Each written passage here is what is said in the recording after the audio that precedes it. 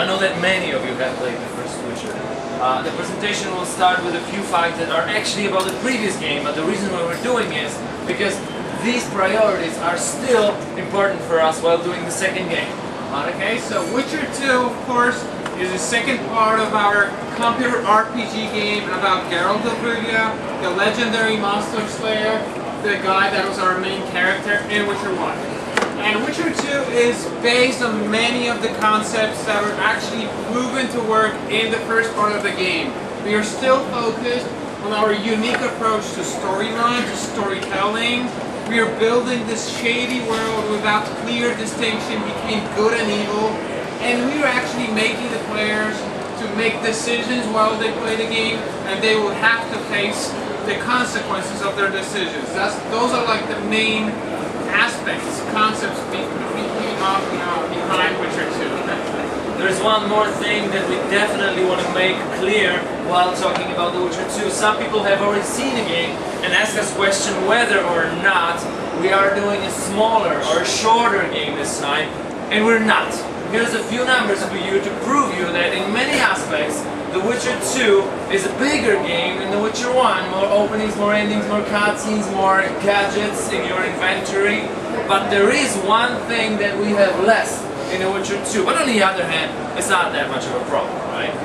But it doesn't mean that we're making a film-like game, because those cutscenes, the game is so non-linear that we need a lot of cutscenes actually to show you the different aspects of the game.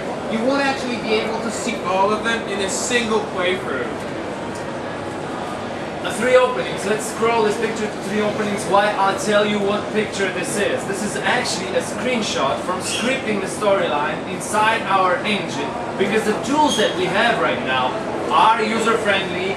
One doesn't have to be a programmer to script the story. And while we unzoom this picture, you will be able to see how non-linear the story from The Witcher 2 is. How many endings?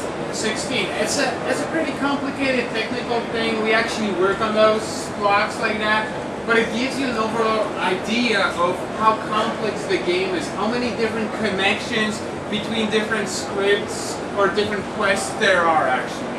Alright. The engine is the first time we're revealing the name of the engine that we have done ourselves. It's Toot Engine, and what engine is that? Is it good? Okay, it's an engine. That was a good one. Of course it's good, yeah. It's an engine that was created, it's based on our experiences, our expectations that we had after creating the first part of the game. And it really allows us to create a game we always wanted to create, right? Now the bottom line is we always wanted to create an engine that's capable of doing a good RPG game. There are not too many RPG engines on the market, and our engine is capable of doing everything that a proper RPG should have. We have tools and subsystem for each member of our team. For example, guy that puts plants on locations has the team, has the tool that's especially for him. He doesn't have to struggle with tools that are not for him. Okay, and it looks better. Yeah, because we know it's not like the most important part of the RPG game, but then again, the graphics. Yeah, the graphics, the visual aspect of the game. We have a new engine, we have a new renderer. That's why actually the characters and the environments in the game can look much better. They can be really detailed. So yeah.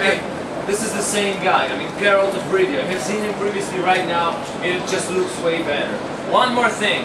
If you guys are wondering whether or not The Witcher 2 is going to be the best looking RPG ever, here's a template for you. I could print it out for you. You can put any screenshot from any other upcoming RPG of 2011 and compare yourself. We're not doing this, our hands are clean, but in case you want to do it, we're not afraid. Okay, that's the end of this part of the presentation. Yeah, we can move to the gameplay. We need a couple of disclaimers at the beginning because we are still working on the game. We have over half a year till the finish line, so it's a lot of time. That's why not all of the systems are ready yet. The main point of this presentation, the gameplay presentation, is to show you how non-linear the game really is. Yeah, we will focus on non-linearity, and this will be the main aspect. There are aspects which are done yet. I don't know, facial emotions, the animations and lip syncing on the characters. you will notice that it's not final. Some audio is missing, and so on and so on. You don't and so have on. a final lip sync thing. It's very important, of course, in an RPG game. We are still working on it. It's not there yet. Gameplay, come on. Yeah, let's go. Okay, that's one of the quests from the real game. And actually, Geralt, as always, he got himself into trouble. He's in the jail. The task right here is to get out of the jail. That's all we can tell you without spoiling the plot.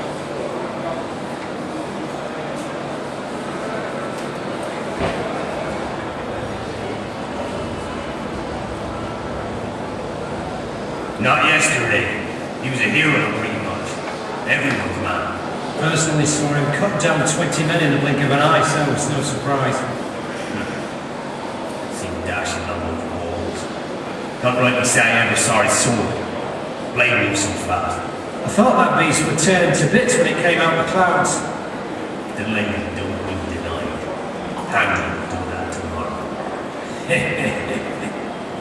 The idea is, you don't know that yet, but the player will know that Geralt already has the key that can unlock these chains he has, and we could do it right now, but probably the guards will run in with their weapons, and we want to be smarter.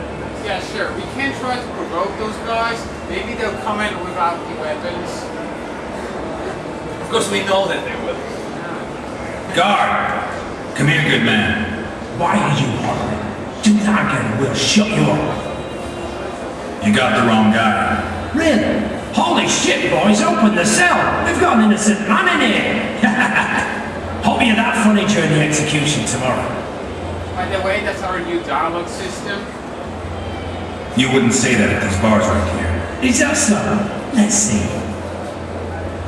Alright, they're coming in unarmed. Good. We can try to fight them.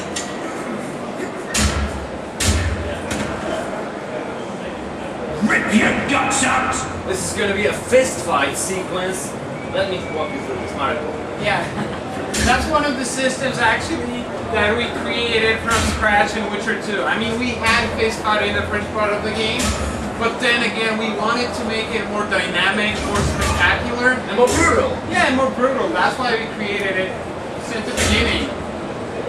What do you say? Do we finish this guy or not? I mean, knock him out. Fist fight is there to allow you to knock out your enemies without killing them. Okay, we made it. We set free from the prison cell. These guys are actually stupid enough to leave our sword just by the prison cell so we can get it, and it's a good chance for us to show you changes in the inventory and in character customization. Again, that's not a final graphics, of course, it's just a placeholder, but it allows you to see the changes we made in the inventory thing. We actually divided Geralt's body armor into different parts, so it means more items, more variety, more chance to customize your character. And the same thing, we have like many more weapons in the game. Overall, we will have much more items to find and to buy. Customization, yeah, you're right. We actually could even customize items and weapons that we have. In this example, the sword, it happens so that we have the runes that increase the stats of the sword, they boost the sword. So if we put them, the sword is going to be more effective, but at the same time, there's a visual indication that we have modified the sword. Okay, gotcha. I know. Yeah, in the final game, actually, you'll be able to create your own sword because we are adding a crafting system. Alright guys, I want you to focus for a moment in here because this is the place where this presentation becomes really non-linear. We have two developers in here. Both of these guys are playing the very same quest from the beginning to the end. So where's the difference? There are two main differences. One of them made different decisions previously in the game than the other one. And additionally, they will be walking through this quest in a different manner. You will see what I'm talking about while we will be switching the image from both of these computers. Who's first? I think, hold on, let's switch to the computer, to his computer, yeah. Again, that's a quest from the game. It can be accomplished in 4 different ways. We got only 2 guys right here, so you see 2 of them. Sneaking walkthrough will be the first one. Yeah. Sneaking is one of the new systems actually we introduced in Witcher 2. You don't have to use it. It's something like an additional. So you can decide to sneak in some areas, but you don't have to. You can just kill everyone. Alright. There's some alchemy, guys. We're going to be using a cat potion. It was present in Witcher 1. It works like this, that it lets you see in the darkness. A difference in here, in Witcher 2, is that it also allows you to see your opponents through walls, and it's perfect for situations like this. Ambush, ambush.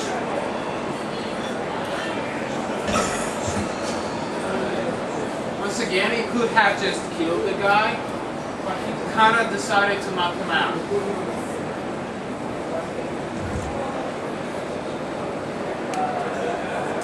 We will put the effect of the potion away because it gets creepy after some time, and then we can move on, right? Oh, there's still guards around. Let's be careful. So that was the first part of the quest. Let's change to the other screen. So we'll be changing those screens a couple of times to show you the differences in the way the quests actually look. This is going to be the same part of the location, but because of the choices and because of the attitude of Yashik, who is playing right now, it's going to look differently. First thing you will notice, Yashik is not the ninja kind of guy. He definitely will be butchering throughout this location, fighting with these guys. Of course, combat is not final yet, you will notice that. But the important thing in here is that we try to stick to the same hardcore combat things that we've had in The Witcher 1. Did you kill him or did he die himself? No, we have to. Critical game. Oh, critical. Very critical. Alright. Anyways, the difference between The Witcher 1 and The Witcher 2 is that while keeping the same depth in the combat, the same complexity, many things are optional in The Witcher 2, so if you don't want to be bothered with advanced combat techniques, you could just quickly swipe to the combat by, I don't know, mushing the button. Yeah, but also our target is to make the combat more dynamic and spectacular at the same time. We're choosing different paths, actually. Yeah. Medallion. If you've just seen one of the uses of Medallion, we highlighted the water pools on the ground, and it shows us different dangerous places. We don't want to step inside the pools because they make noise, basically. But it's not the only use of the Medallion. Sure, you'll be able to use it in different places in the game, and actually it will highlight different objects that you should be interested in. Yashik has looted a key on one of the guards that he has stunned, that he has knocked down, which means that for every key there's always a door that this key will open. Oh, we gotta kill this guard before that. I told you, he's not a sneaky kind of guy. He always faces it off. The game's still not balanced, but what's more is that this guy, Yashik, he's actually using a developer sword. That's something we call a developer sword. That's why he's killing all those guys so easily. I won't get it in final game. Trapdoor, which means there's an exploration. You can ascend, descend, jump over things. Marek's a level designer. How did you script it? I mean, that's... I'm not going to go into details, but it's a pretty nice change. What's the difference between The Witcher 1 and Yeah, if you compare that to Witcher 1, we can actually jump through different obstacles. That's something that we didn't have in Witcher 1. It really changes the gameplay in many other ways. You can jump through obstacles, climb ladders. Because of the decisions Yashik made previously in the game, there were people that died. You won't be able to meet them. You will find out later on. But he meets a woman that's being tortured right now. Well, literally stripped out of her dignity. So I think we should help her. Sign nothing. I assure you, you will. I'm yet to meet anyone. Let's sneak in and try to save her life. Yeah. There is an executioner. He is a strong kind of opponent, so I think the best tactics for him would be to try to block his strikes and then counterattack. Won't be easy anyways. But with the developer sword, you can do more.